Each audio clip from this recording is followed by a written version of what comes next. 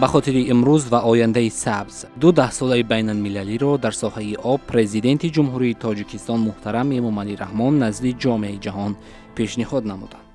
امروز در جهان منطقه‌ای نیست که در مسئله ذخیره‌های آب مشکلات نداشته باشد و به نقش این نعمت بی‌بها در رشد استوار اهمیت مخصوص ندهد.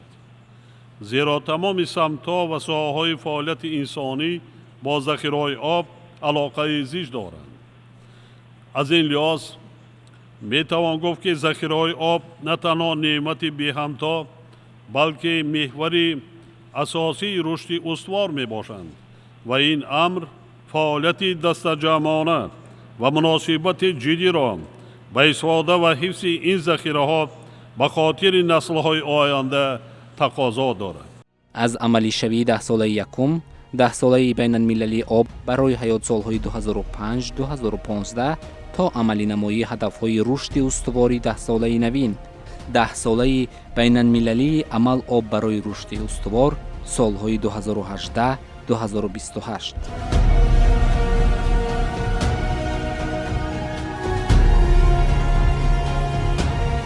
ده ساله‌ای که هدفهایش رشد استوار را در همه سمت‌های حیاتی جامعه می‌تواند تأمین سازد.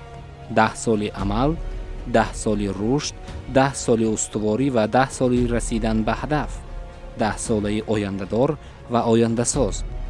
10 ساله بین المللی عمل آب برای رشد استوار سالهای 2018-2028.